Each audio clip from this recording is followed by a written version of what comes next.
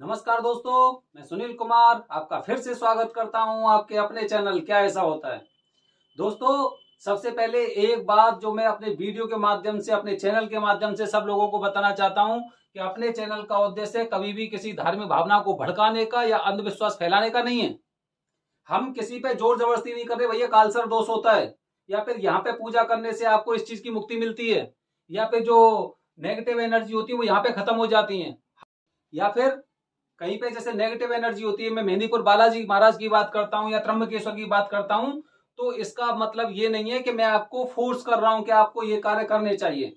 मैं आपको जो जानकारी देता हूं वो कहीं ना कहीं आपको जो पुराने ग्रंथ है हमारे उनमें लिखी हुई बातें हैं वो मैं आपको बता रहा हूं। तो दोस्तों, आज का हमारा टॉपिक, क्या ये काल सर्प दोष जैसी जो समस्या है वो हम लोगों के साथ ही होती हैं या फिर जो रईस लोग होते हैं, जो पैसे वाले लोग होते हैं, जो अमीर लोग होते हैं उनके साथ भी समस्याएं होती हैं? क्योंकि अधिकांशतः लोग इसी बात को सोचते हैं कि सारी समस्या मेरे पीछे ही पड़ी हुई हैं, लेकिन ऐसा नहीं है। मैं बता रहा हूं, आज एक ऐसे इंसान का नाम ले रहा हूं जिन पर कालसर्प दोष था और उस दोष की मुक्ति के बाद उनकी उनका जो जीवन था, उनकी लाइफ थी, वो पूरी तरह से एकदम बदल गई। आपने नाम सुना होगा अमिताभ बच्चन, बॉलीवुड के शहंशाह, सुपरस्टार, जिनके बाद जिनके बाद से बॉलीवुड में आज तक कोई वहां का सुपरस्टार ही नहीं बन पाया। अमिताभ बच्चन की कुंडली जब आप देखेंगे या फिर आप इंटरनेट के माध्यम से सर्च करेंगे तो आपको पता चलेगा कि अमिताभ बच्चन की कुंडली में भी कालसर्प दोष था। अमिताभ बच्चन की कुंडली में कालसर्प दोष था, जिसकी वजह से उन्हें अपने जो उनका जो मंजिल थी, मंजिल पे पहुंचने में उन्हें कितनी कठिनाइयों का सामना करना पड़ा। आपको पता होगा जब उनकी पहली फिल्म आई थी रेशमा और शेरा, तो रेशमा और शेरा में उन्हें गूंगा बनाया गया था क्योंकि कोई भी उनकी आवाज को पसंद नहीं करता था। सब लोग कहते थे कि भाई इनकी आवाज बहुत खराब है, इसीलिए उन्हें गूंगा बनाया गया था। और बाद में वही आवाज उनकी वो जादू बन गई। फिल्म इंडस्ट्री में, बॉलीवुड में उनकी आवाज के नाम से लोग खिंचने लगे। जितने भी बॉक्स ऑफिस थे, सिनेमा घर थे, उनकी आवाज सुनने के लिए आते थे। और जिस हिसाब से जो बोलने का उनका स्टाइल था वो इतना खतरनाक था कि लोगों के दिल और दिमाग में छा चुका था वो।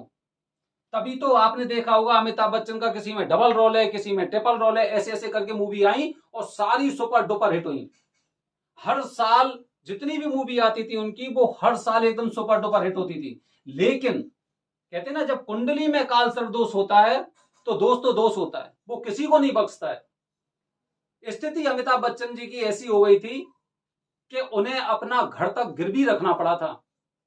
उन्होंने एबीसीएल करके एक कंपनी भी बनाई थी और वो भी उन्होंने गिरवी रख दी थी। मतलब दोष पीछा नहीं छोड़ रहा है, दोष पीछा नहीं छोड़ता है। लेकिन जैसे ही आप उसकी मुक्ति करा लेते हैं, उसकी शांति करा लेते हैं, उसके बाद आपका जो जीवन है वो बदलने लग जाता है।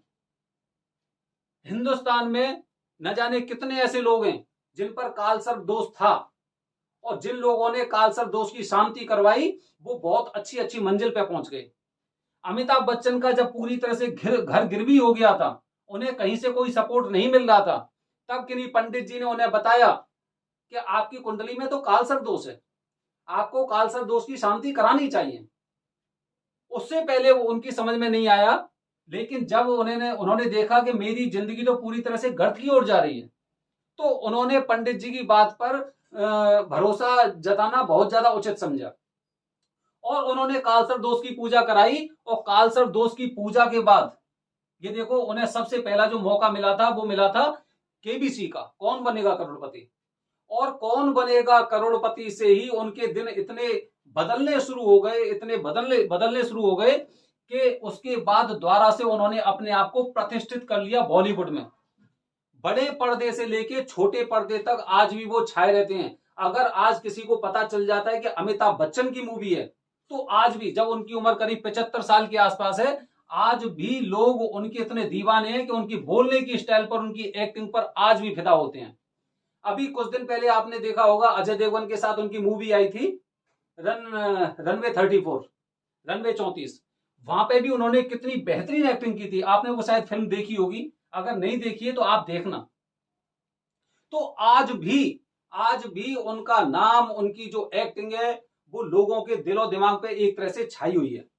तो दोस्तों ऐसा नहीं है कि ये केवल हमारी सोच हो सकती है कि कालसर्प दोष या फिर पितृ दोष हो गया या मांगलिक दोष हो गया, कुछ भी हो गया, ये हम जैसे लोगों के जो एक निम्न स्तर के हैं या मीडियम वर्ग के हैं उन्हीं के लिए।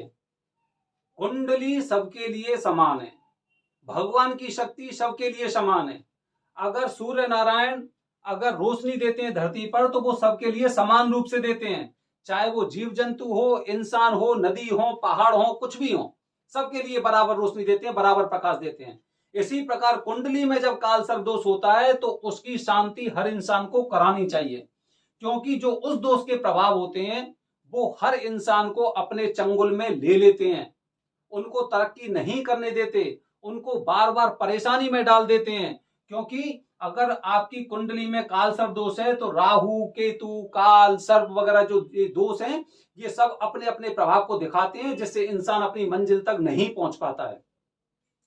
तो दोस्तों काल सर्प दोष की शांति बहुत ज्यादा जरूरी होती है।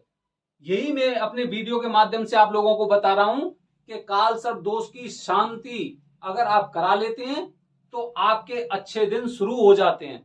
आपको काल सर्प दोष की शांति अवश्य करानी चाहिए, और अगर आपने त्र्यंबकेश्वर में करवाई है काल सर्प दोष की शांति तो फिर उसका तो कोई मुकाबला ही नहीं है। दोस्तों अपने आने वाले वीडियो में आपको बताऊंगा कि काल सर्प दोष की शांति के लिए त्र्यंबकेश्वर का नाम तो पहले स्थान पे है ही है। इसके अलावा भी हिंदुस्तान में काफी जगह ऐसी हैं जहां पर काल सर्प दोष की शांति का उपाय किया जाता है। पंडित जी वहां पर और बहुत विधिवत तरीके से और काल सर्प दोष की शांति वहां पर कराते हैं, और काफी लोग वहां पर कराते भी हैं। तो दोस्तों जुड़े रहिए हमारे चैनल से। अगले वीडियो के माध्यम से मैं त्र्यंबकेश्वर की वजह बताऊंगा कि ये स्थान ऐसा है जहां पर होती है काल सर्प दोष की शांति। धन्यवाद दोस्तों। जय हिंद, जय भारत, हर हर महादेव।